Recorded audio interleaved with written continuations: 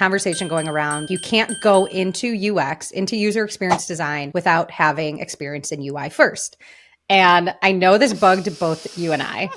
Let's talk through this. I think what we need to focus on here is the question of people who are really excited about UX design and are feeling the need or the pressure to learn detailed UI design first, because that seems to be a trend that I am hearing around people giving advice on how to get into UX is go learn UI first, go start putting stuff up on Dribble, learn the basics of typeface, learn the color theory, learn about different layouts, and get really, really good in all of these programs and that kind of detailed UI design.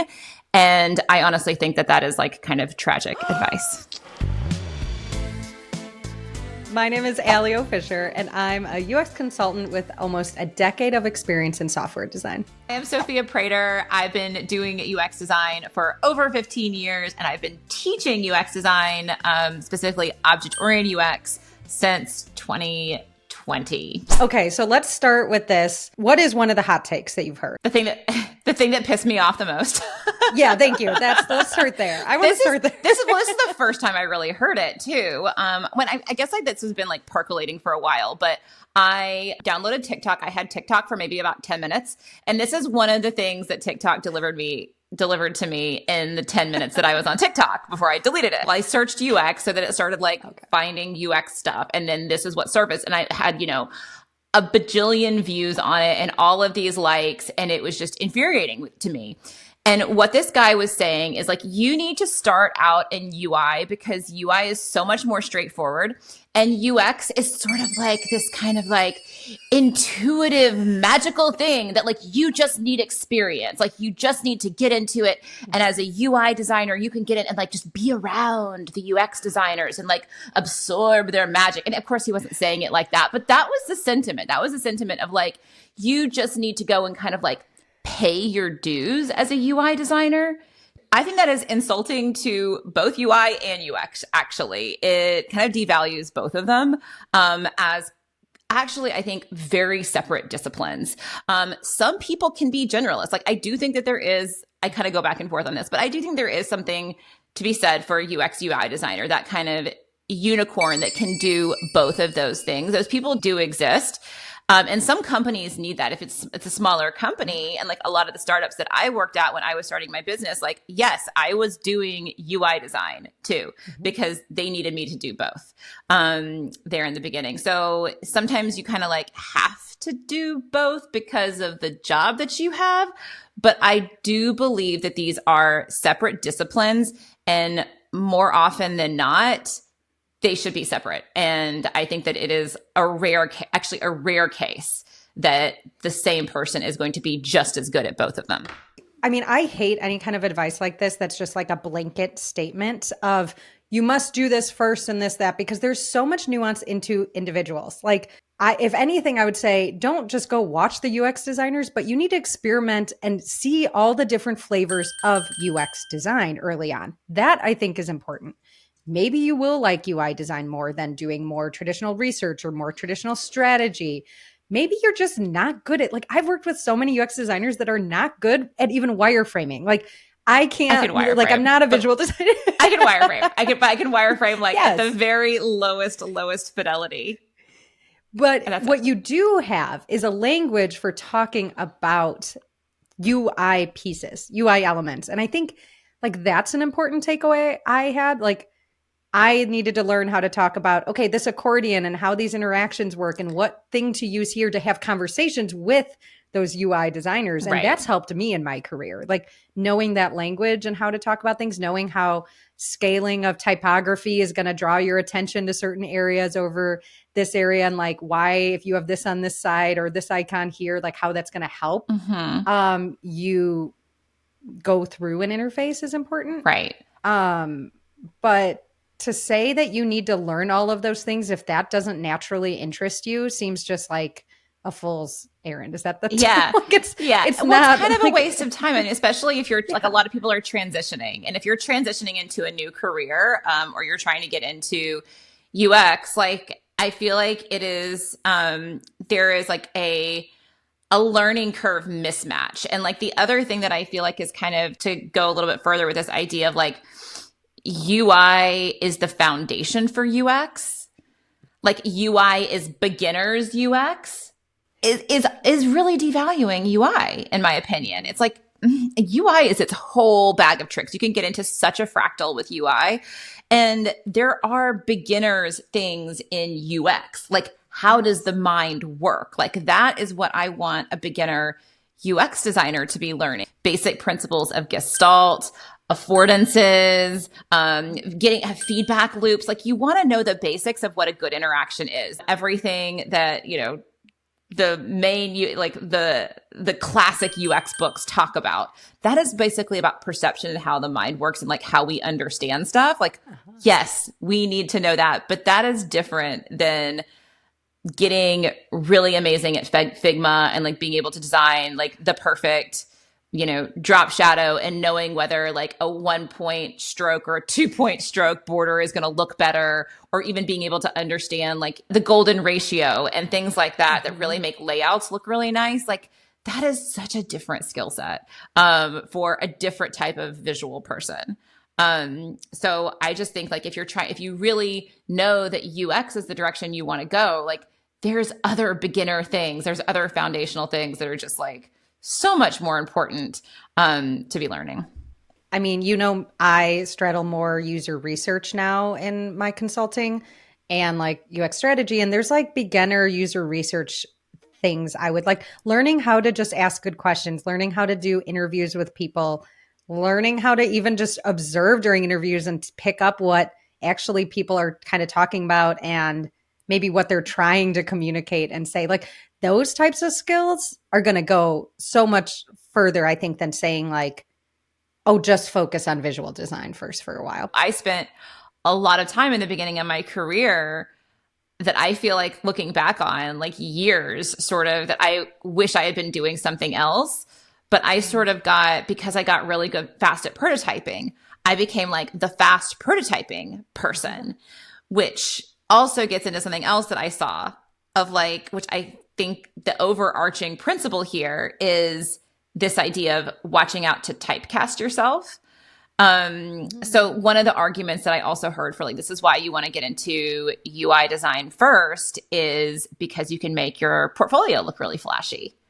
Oh, yeah. My instinct with that is like advice that I got really early on, which is you get the work you show.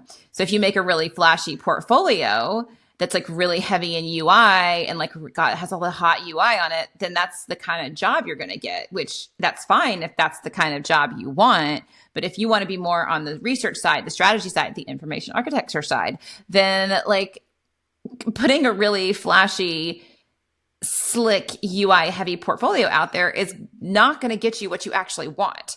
So I think that's actually doing a disservice. What you want to be showing is you want to be showing your sticky notes. You want to be showing your diagrams. You want to be showing even like, things that might look a little bit like spreadsheets, like kind of the stuff that we do in OUX and even like research artifacts. So those kind of things are going to help you get the job that you actually are looking for. I'm so curious. Do you think that holds up? Like if you showed in your portfolio the work you wanted, like say you wanted to work on like big companies, those top 10 big companies, like I want to work on their products. Like if you showed designs in that, do you think that tracks like getting I think so. Done? I mean, we could get into a little bit of manifestation here, right? Like putting it out into the universe, but it's also like, if you imagine a hiring manager, they're trying to hire an entry-level UX designer at Google, and like all the portfolio pieces are like Google, like, even if you're doing it on your own, Google redesigns, then I think that's going to just like match up in people's minds a little bit better versus like all of your portfolio pieces are of like small time e-commerce shops. If small mom and pop e-commerce is the direction you want to go, then like do that. Yeah. So. But even more so, I see what you're saying is like, show the work you want to be doing. So like if you're going to show a project, a portfolio piece, and you really want to do more of the information architecture, if that's where you're interested in going, like show that part of the process.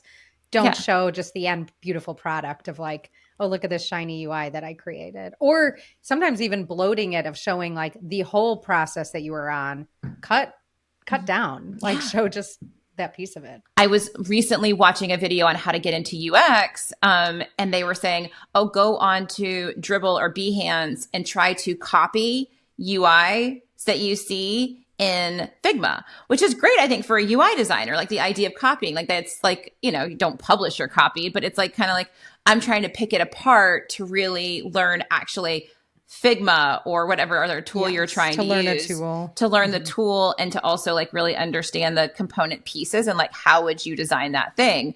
But like I would not recommend that for somebody who wants to get into UX. Like, no, that is not the level that you need to be going into. You do not need to be learning about, you need to be learning about Gestalt and hierarchy for sure, but you do not need to be learning about typefaces. Like it should not be your job to decide what the typeface is. Right. That is not the job of a UX designer. Is design a type. No. It's not your job to decide what color things should be unless it's like color that indicates meaning or something, right? That you are like, Sure. This should be like some shade of green or something like that, or this should be some shade of red.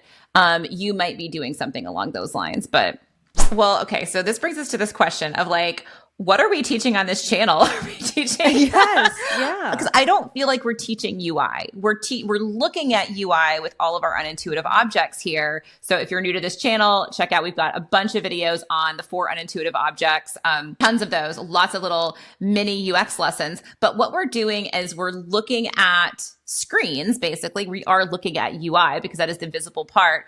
And then we're picking it apart to say, what is wrong with this from a UX perspective? And our redesigns are, at least yours are a little bit more polished than mine, but mine are just very wireframey redesigns of like positioning. And multiple times I said, I'm not a visual designer. I'm not a UI designer. But I can still look at a UI and understand what's wrong with it. So I think that is such a core skill for UX and UI designers. So I actually think what we're teaching here in this channel is for both. And there is that like, I didn't expect to say that. That's not like that's the purpose of this video is like, and everything we're teaching here is for everybody. But it kind of is that intersection of like how people think about their world, how they understand their world, and how we can arrange shapes and colors and words to make the world more understandable. And yes, definitely a UI designer needs to know the basics of that. And a UX designer needs to know the basics of the UI design. There is some like kind of like, I'm picturing a diagram where there is just like a little bit of a Venn there. And I think a lot of what Oops, We Did It Again is sitting in that Venn of UX and UI. Well, and I know we've said this before, but even for me in my everyday, like in consulting, this gives me the language to call out why something is going to be harder to use. And I think that's more important. This goes beyond like your role and title.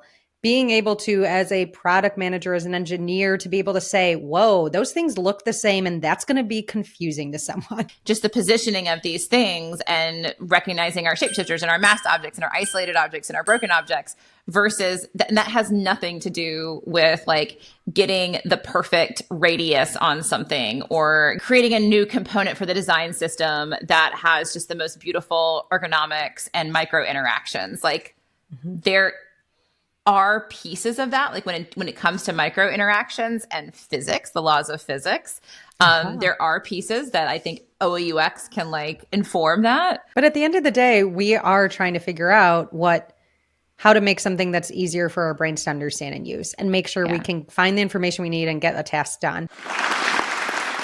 And I think there is what you're saying is like, there's so many of these pieces. We need all of these things. We do. Yeah. Like basically we need UX designers, we need UI designers, and both of them need OOUX. Yes. I've got 2 more that I want to talk about that I feel like are like the most controversial and maybe like the most difficult to debunk. But I think that like, I have ideas on these. So one is this aesthetics usability effect. Have you heard of this? Oh, I don't know. Say more about it. Okay. So this is the principle that the more aesthetically pleasing something is, the more usable it's going to be.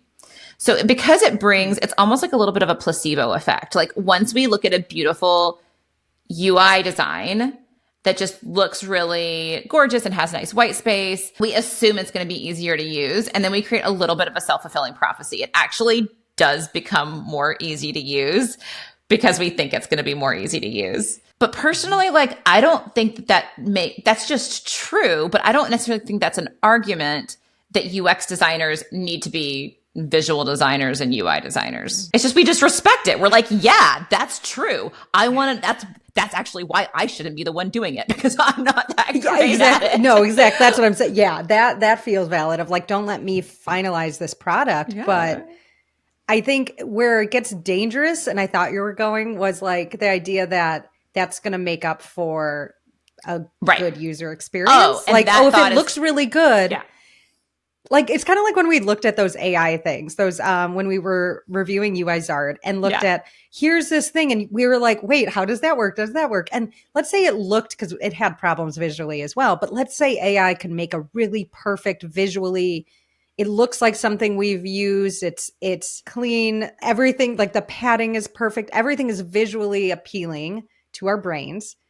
If it's not helping me complete a task, or if I can't understand how things relate to one another or where to find things, like, it's not going to be usable. Good visual design does just make it easier, because like, if you have good visual design that plays to the way that the human brain works, like, then your gestalt is really good and your hierarchy is really good. It's less noisy. Yeah. So there's that. But then this aesthetics usability effect is basically saying that just like our belief about the product affects how easy it actually is to use. So something looks a little, it's kind of a trust thing too, that we talk a lot about, but even like, if something, like, let's say you're going to like your bank site and your bank site looks a little janky, and it's like the padding is off, and maybe you can't even tell, but it just looks a little bit off, right? You're going to lose trust in that company, that bank, right? Or like I always joke about like airline websites where like, are you sure you're going to keep me in the sky, y'all? Because I'm seeing some major bugs on your website, or just things like not aligned quite right. Healthcare is another one where you really need trust. And this idea is the nicer something looks, because we're coming in with that trust, it's that placebo effect. It's like, it actually does, because we think it's going to be easier to use, it becomes easier to use. Yeah, until you actually take the curtain away and try to do something. And if you can't do it or find what you need, that goes all out the window. Of course. We all know these products. Like, I would say MailChimp is a really good example of this, where MailChimp, like from day one, maybe not from day one, but like really early on, really invested in really beautiful design. Like, it always looked really nice. And I think a lot of people at the beginning were like, loved MailChimp. And they're like, it's so easy to use. But then when you actually use MailChimp, and I haven't used MailChimp in years, and they may have improved a lot, it was like infuriatingly hard to use. We all know those products that like, they definitely invested in the UI, but maybe not so much the UX. And to your point, like, that's where the danger lies in this, of like, oh, we can just put the lipstick on the pig, so to speak, and make really beautiful UI design. But if the underlying structure doesn't make any sense, then it's just not going to hold up. I mean, I run into this with Spotify. I'm a Spotify user because I do like the experience of some things, and I like how it visually looks compared to Apple Music. But I've run into problems over and over again with Spotify, but I keep using it because I'm someone that I value a visually good experience sometimes over, unless, like, I can eventually find what I need. But like, so I resonate with this. Okay.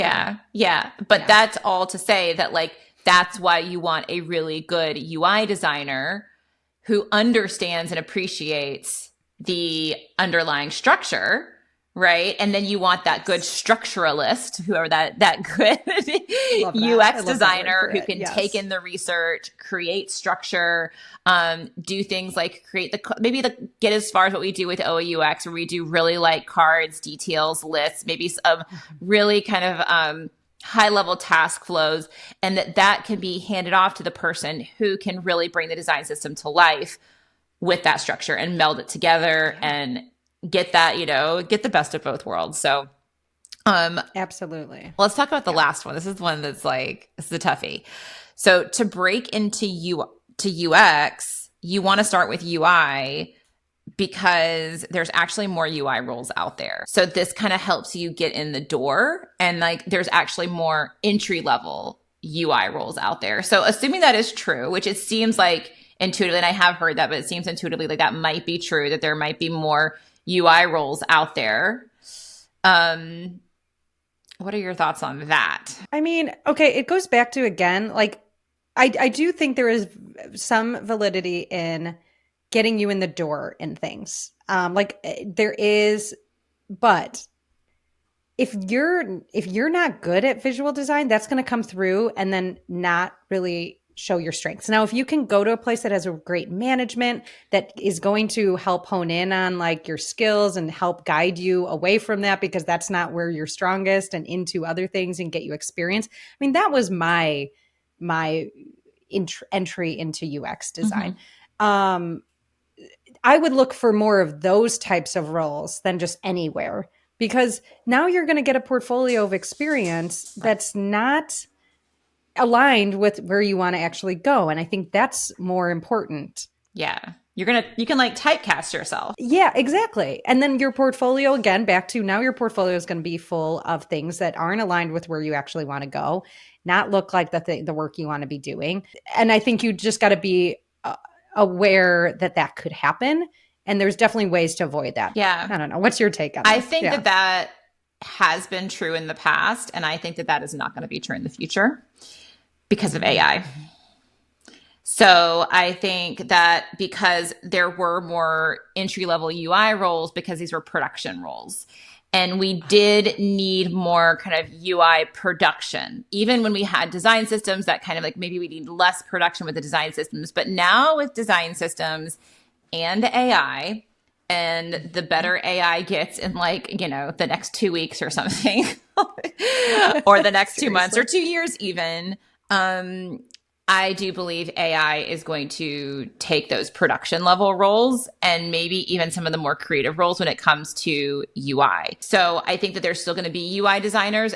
It's going to be a lot more competitive. You're going to have to be the best of the best UI designers because you're going to be the innovative AI designers, which we all would aspire to be. But as an entry level, I think a lot of those entry level UI tasks are going to get eaten up by AI way sooner rather than an entry-level UX role, because that's still going to require communication. It's still going to require empathy. It's still going to require really understanding how the human brain works in a way that I don't think AI is going to be there anytime soon. So I think that was true, but I don't think it's going to be true for much longer. I think it might already be becoming not so true. So if somebody's getting into this right now, like, that is just another real big blanket reason to maybe say prioritize the fundamentals of UX and get started on that path, especially if that's what you're interested in.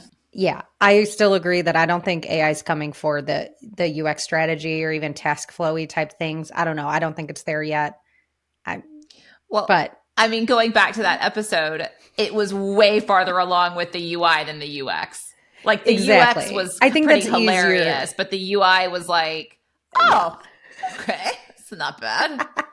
Not bad. I mean, you can blur if I your could eyes tell it and what like, I wanted. Yeah. And especially once, and I think like if, even by the time we publish this could be not true anymore, but I think that, or this could be about to be true. I think Figma is really, really close to, housing a design system and being able to put some sort of wireframe in and the design system plugs in. So that is just another thing to think about. But I think overall, hopefully, if you were worried, if you were like, I need to go and I need to learn all these rigorous design tools and I need to learn color theory, I need to learn about, beautiful micro interaction animations. But what I'm really interested in is research and information architecture and UX strategy. Like, no, go straight to those fundamental skills, which is going to be learning how the human mind works, learning how perception works.